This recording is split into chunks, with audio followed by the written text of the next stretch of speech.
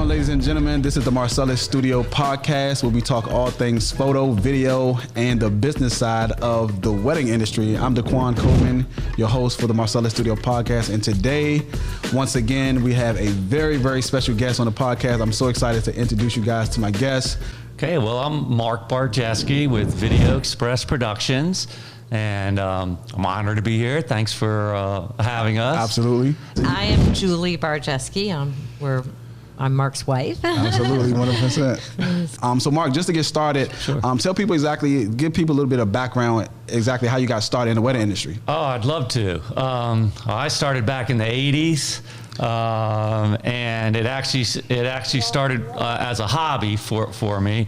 I worked with Maryland National Capital Park and Planning Commission, and I was a recreation specialist. What that meant was I got to do activities with kids and the general community as well.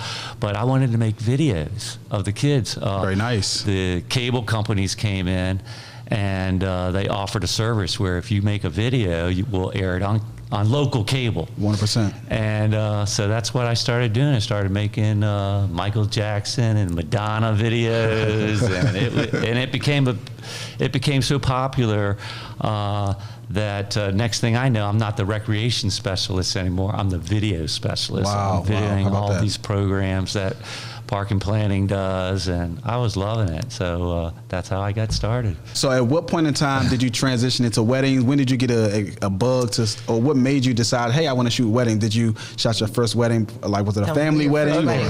Okay, well, it started with one of the early weddings that I did was videoed my dad's wedding. Okay, very nice. Is that the one you're talking about? Okay, because I had a few early, and this is. Were you there, Julie? Were you? No, I wasn't there. You wanted in the picture?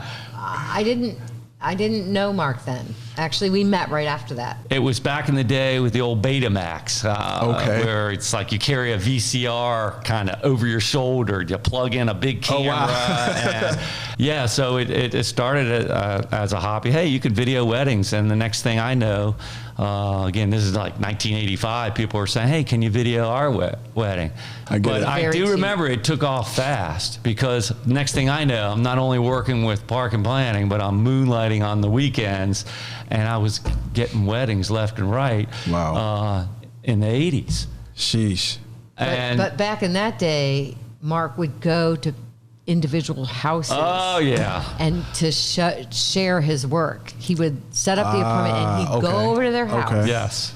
As opposed to them coming to us now. Right. Now we don't even see anybody in person. 100%. But he used to drive to people's houses and sit down with them and meet with them and I would get most of them. And it was very rare that so you would close the majority of the jobs that people that you talk to. I would. Nice. I mean, honestly, it's like you remember when you get rejected, and, and there weren't too many of those. Right, so, I don't know if I think we connected. People liked it. They liked the idea of what I had to video their wedding. Yeah. And it just took off from there. Awesome. For anybody who's listening in, I learned so much, and from working with Mark and Julie, he taught me so much of the game, and just learned so much from Julie concerning the business side and how organized you guys were. So I guess my next question would be, in both of you guys, what would you say is some of the differences that you've seen in the industry back then in comparison to now? Back then, videos were more than almost 2 hours. Wow. Yeah. Or sometimes more than 2 hours. Yeah. So it's more like a doc edit that you guys were delivering? It was like a movie, we were making for them. It was a much longer.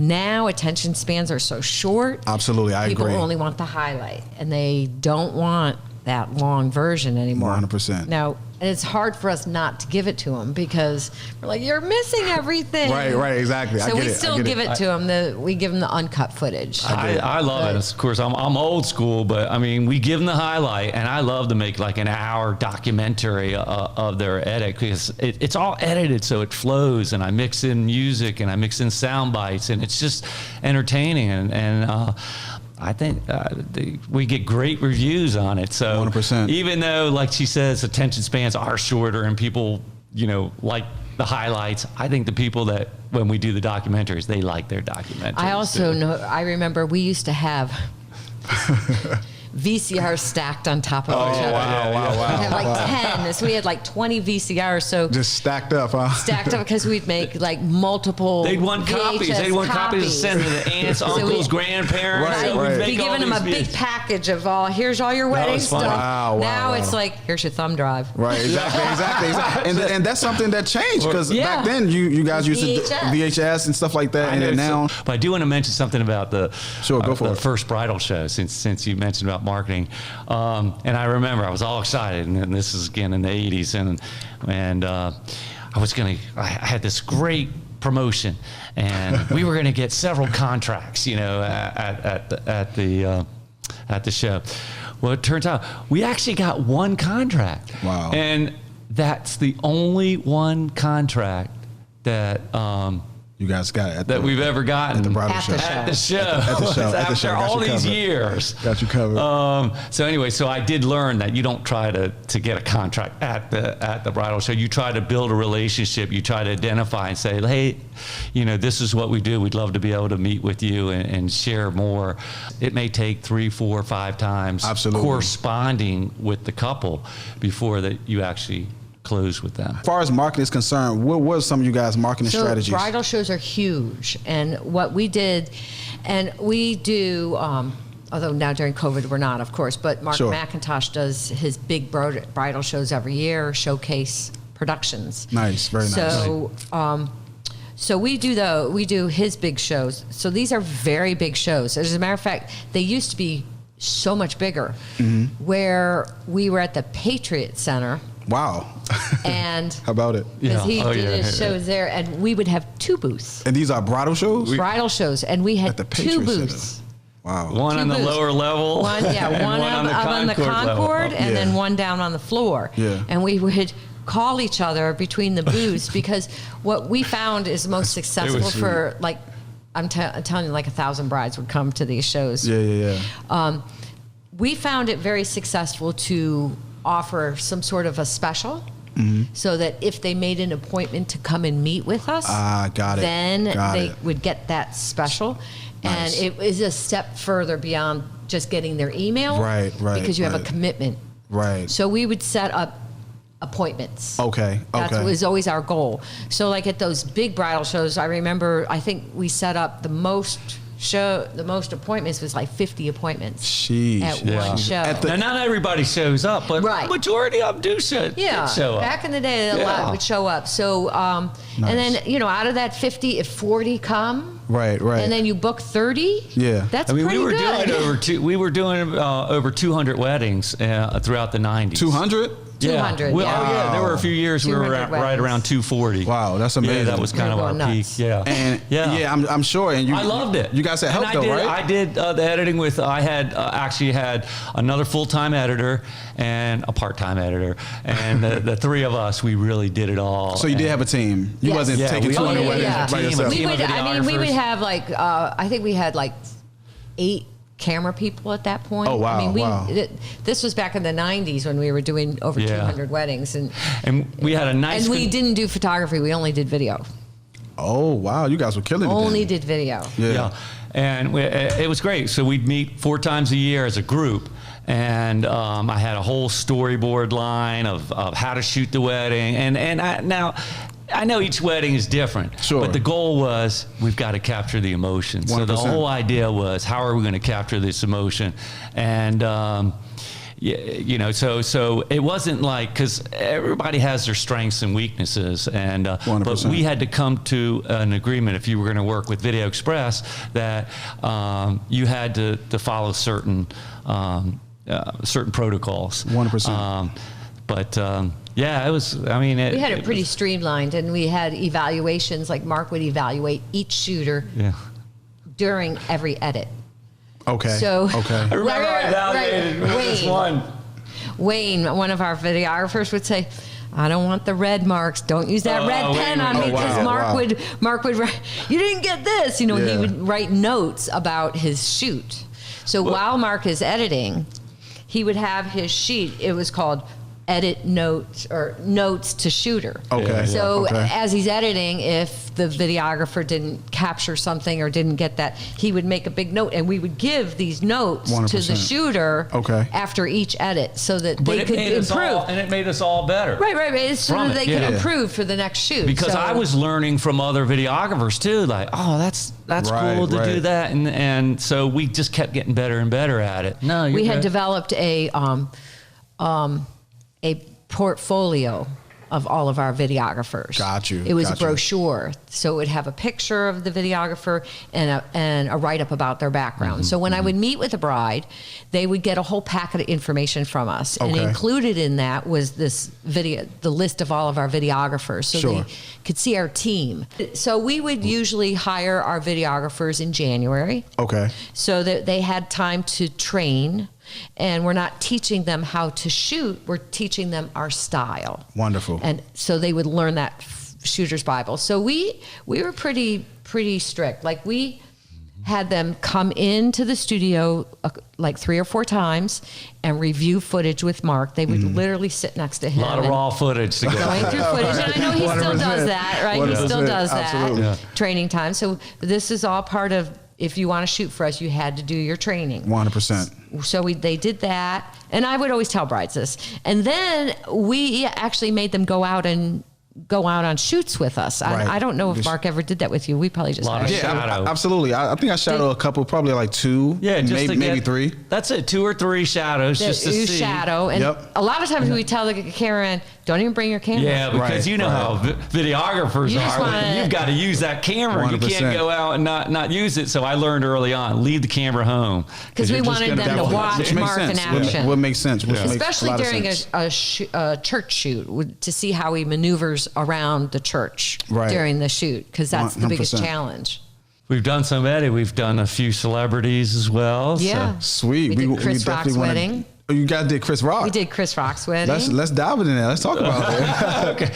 I know. Well, okay. I'd like to tell a story how when he was doing his vows, it was at the Oxon Hill Manor. Okay. And he was like, he was kind of joking. He was sort of funny. He was so funny. You know, he's Chris Rock. He's funny. Right. And I was like, and he's not even getting serious during his vows. He's just, anyway, that stood out. Of course, Adam Sandler was there, so we got an interview with Adam Sandler. 100%. It was fun to edit. Yeah, it was fun. We also did Ray Charles's daughter's wedding. Oh, wow. And that was another one. We didn't know, the bride didn't disclose that her father was Ray Charles. Yeah. Another disclosure came with it. We won't sell the video and all that.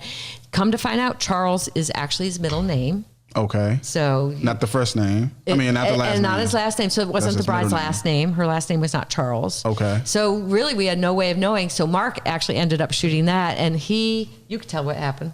Oh, it's just, I saw Ray Charles coming down the aisle. Like, man, it looks like Ray Charles. That can't be Ray Charles. So anybody listening in, like Julie says, her keyword was streamlined. Like if you're building a wedding videography business, wedding photography business, make sure that you have everything streamlined, and just learn. If you got to Google some stuff, learn the importance of having systems and processes in place. Right, and evaluations and like how we evaluated the shooters just to get better. So they are following.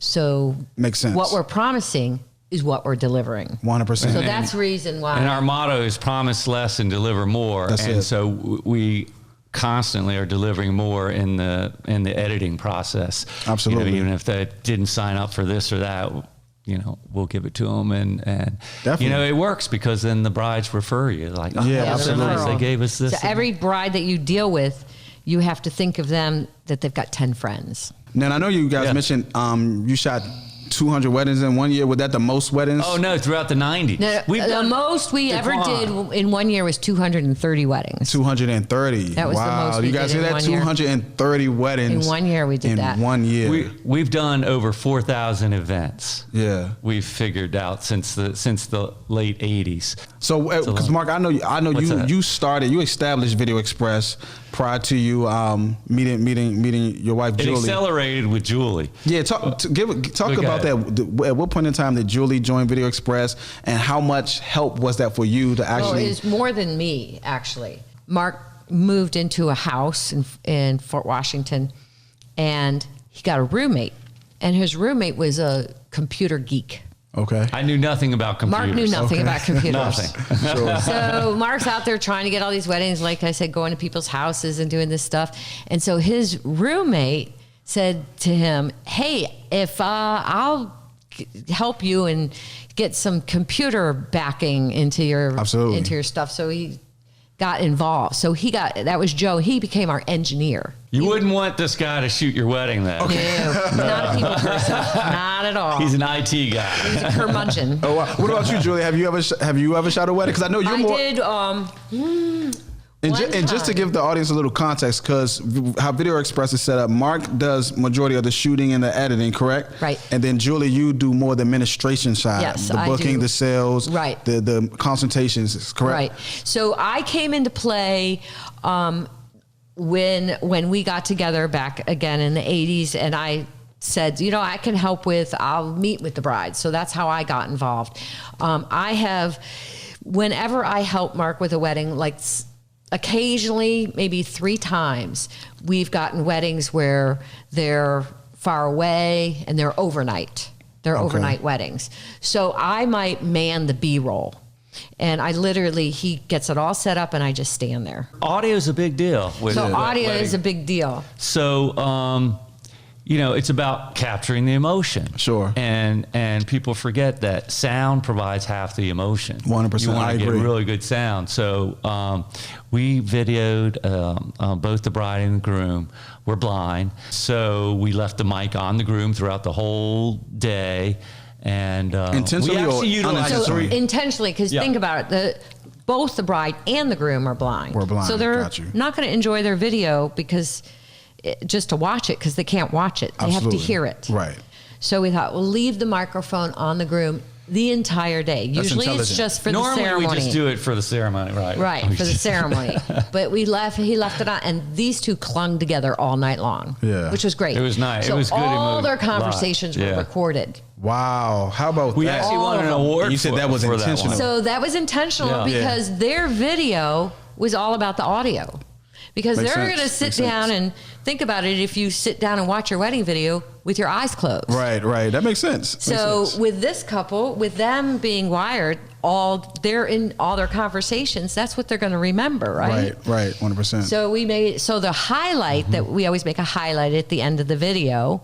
And it was soundbite after soundbite after soundbite. Got you covered. There were visuals, so there have family. As a matter of fact, we used to include photos at the beginning of the video of the bride and groom growing up and showing the meeting. And so we had them send their photos, and their family sent their photos to us. It'll be photos that you get from the actual couple. Yeah. Back in the day, we would get photos from the couple, and we would have that be the beginning of the video. I got it. Showing them growing up and then their wedding. 100%. So this couple, I remember when they sent the family had to send their photos to us because they don't look at photos. 100%. So I remember talking to the bride. She's like, are there any naked baby pictures of me? Oh, wow. Make sure there are no naked baby pictures. She's like, because she doesn't know. I know. But we ended up winning an award for this video.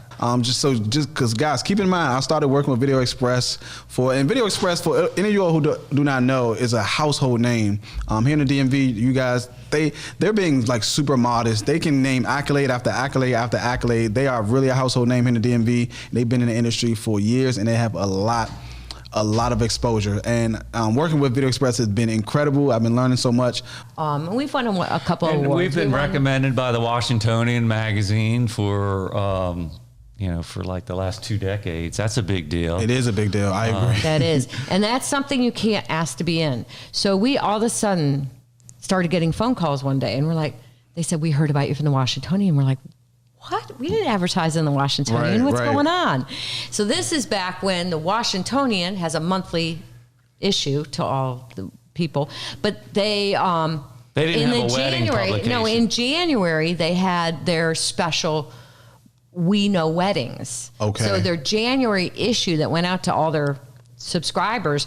In the January, there was a special wedding part. Okay. And that's what we got recommended in. Got you. So we didn't know until we started getting these calls. I know you guys were like completely shocked. We were so shocked. We got 50 jobs from that listing From that listing. That's crazy. And it just carried on for years. And now the Washingtonian has a bridal magazine. Let's segue and talk about competition, because this is something that I haven't talked about to any other company or any other photographer, videographer that joined the podcast. For somebody who's getting into the industry, getting started, should they focus on their competition? What would your take on that? So we used to actually have secret shoppers. Okay. We did. Very nice. We've done it all. So we would have interns or the students and things, have them go to other companies and pretend they were getting married to kind of find out what other video companies were doing. Competition, yeah, you got to know what's going on. What's their style? Yep. And there were some that were like, they're not our competition, like the $10,000 company. Right. Guy, we didn't consider him a competition. And just so you know, they're out of business. Oh, wow. How about that? Yep. That is something else. And we took their wedding wire spot. Oh, did you? How about that? We're going to talk about wedding wire, because wedding wire is big in the wedding industry, if you didn't know. Yeah. If we did 200 weddings a year, I was doing maybe 400 demos. I mean, I was doing a lot of demos. Yeah. I trust me. I know just being there, like Julie used to be. We had a lot of talent, crushing it out.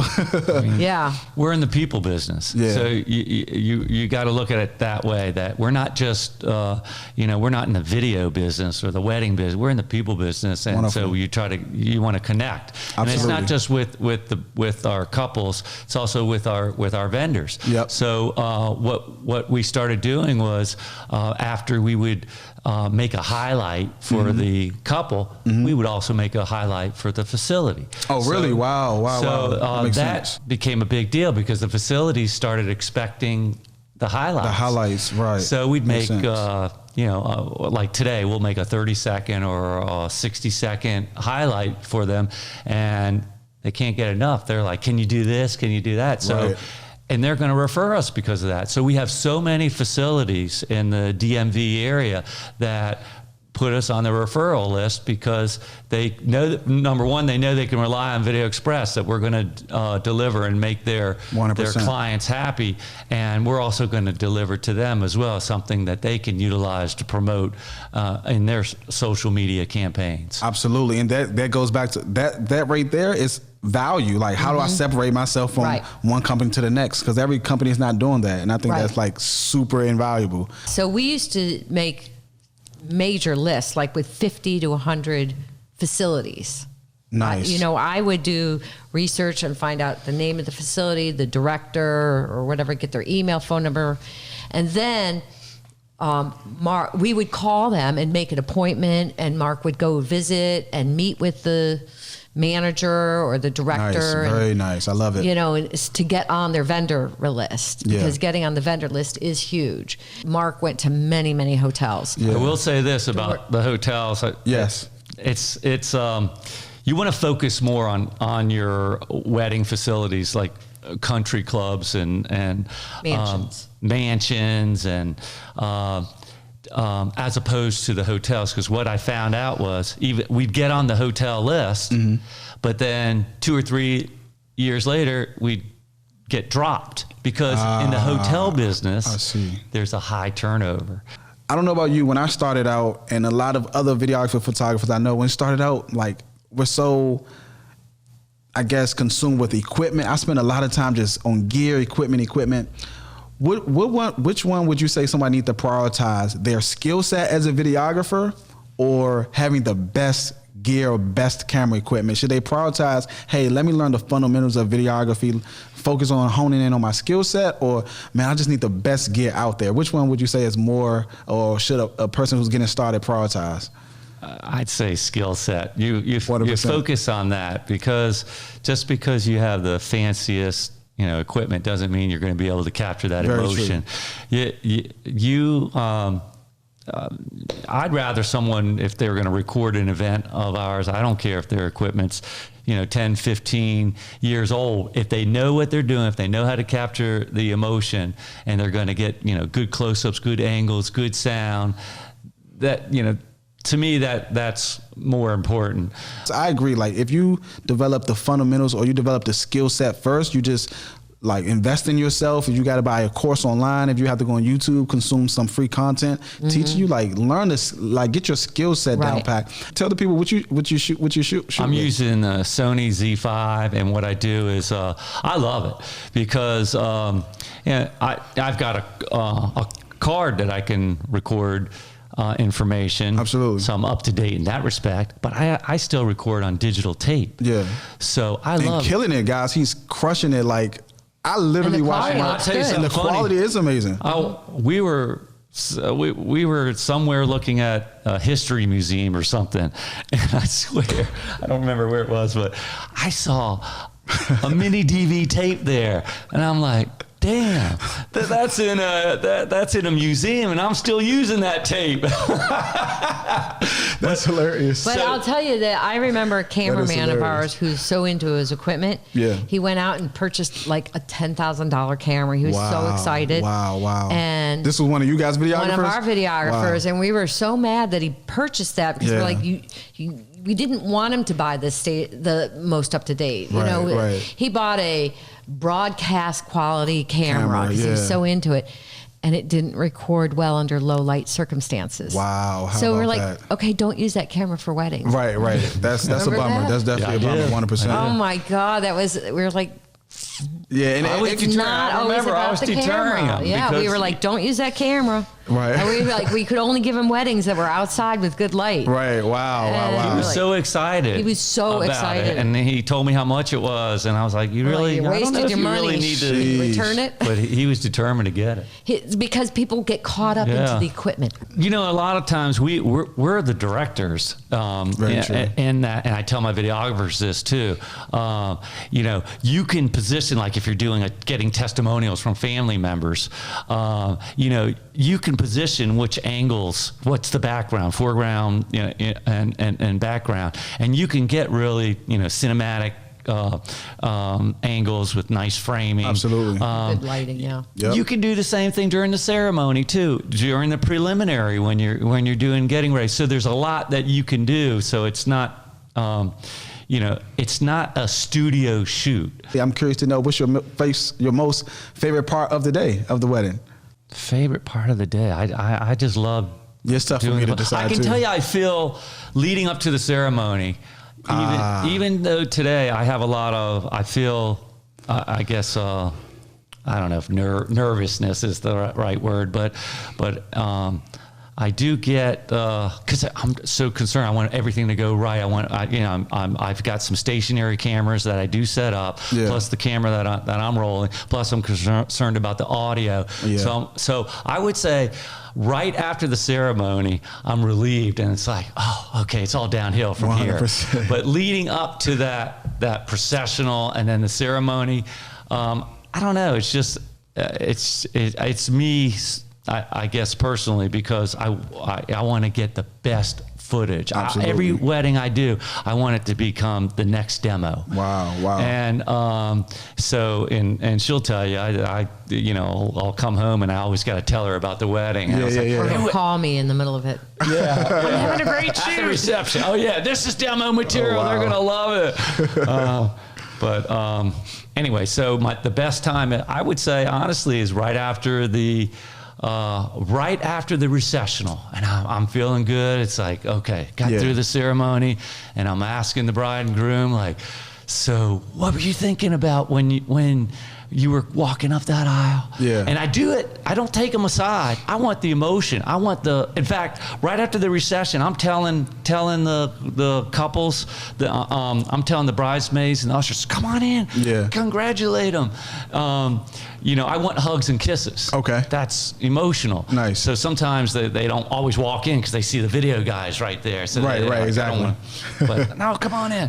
So, and right after this hugs and kisses, I want to, get those comments. So what was on your mind when you were walking up the aisle? Yeah. That's it. And then ask the group, so what did you think when you saw your bride coming up the aisle? Yeah.